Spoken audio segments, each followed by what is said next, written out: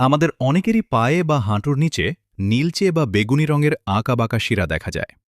অনেকে এটাকে শুধু সৌন্দর্যের সমস্যা মনে করে এড়িয়ে যান, কিন্তু এটি আসলে একটি শারীরিক অবস্থা, যাকে চিকিৎসা বিজ্ঞানের ভাষায় বলা হয় ভ্যারিকোজ ভেইন।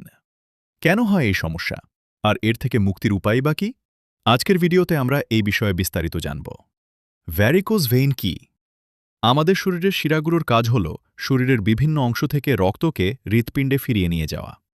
মাধ্যাকর্ষণ শক্তির বিপরীতে পা থেকে রক্ত উপরে তোলার জন্য শিরার ভেতরে ছোট ছোট ভালো ভালভ থাকে। এই ভালভগুলো রক্তকে কেবল একদিকে, অর্থাৎ উপরের দিকেই যেতে দেয়। কিন্তু কোনো কারণে যদি এই ভালভগুলো দুর্বল হয়ে যায় বা নষ্ট হয়ে যায়, তবে রক্ত উপরের দিকে না গিয়ে নিচের দিকে জমতে শুরু করে।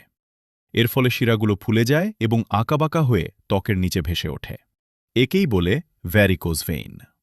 ভ্যারিকোজ ভেইন হওয়ার বেশ কিছু কারণ রয়েছে। ১. দীর্ঘক্ষণ দাঁড়িয়ে থাকা।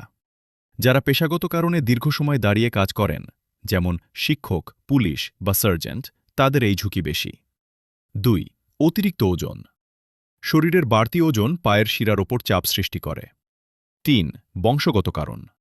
পরিবারের কারো এই সমস্যা থাকলে অন্যদের হওয়ার সম্ভাবনা থাকে। ৪. বয়স।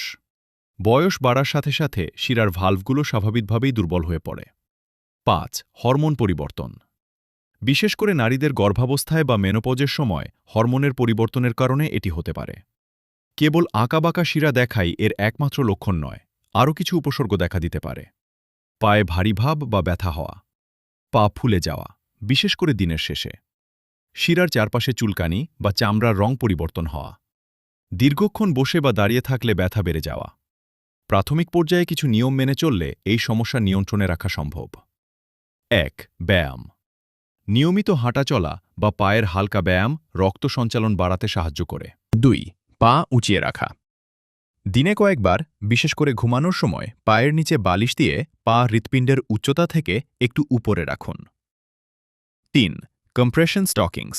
চিকিৎসকের পরামর্শে বিশেষ ধরনের মোজা বা কম্প্রেশন স্টকিংস ব্যবহার করা যেতে পারে, যা রক্ত চলাচলে সহায়তা করে।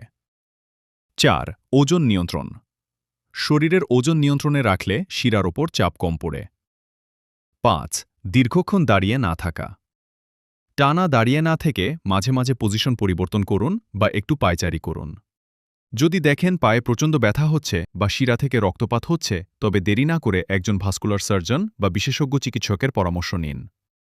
বর্তমানে লেজার ট্রিটমেন্ট, ইভিএলটি বা স্ক্লেরোথেরাপির মাধ্যমে খুব সহজেই এর স্থায়ী সমাধান করা সম্ভব। ভ্যারিকোজ ভেইন কেবল কোনো কসমেটিক সমস্যা নয়, এটি আপনার রক্ত সঞ্চালন ব্যবস্থার একটি সংকেত। তাই শুরু থেকেই সচেতন হন। আজকের ভিডিওটি ভালো লাগলে লাইক দিন এবং প্রিয়জনদের সাথে শেয়ার করুন। স্বাস্থ্য বিষয়ক আরও তথ্যের জন্য আমাদের চ্যানেলটি সাবস্ক্রাইব করে রাখুন। আজকের মতো এ পর্যন্তই।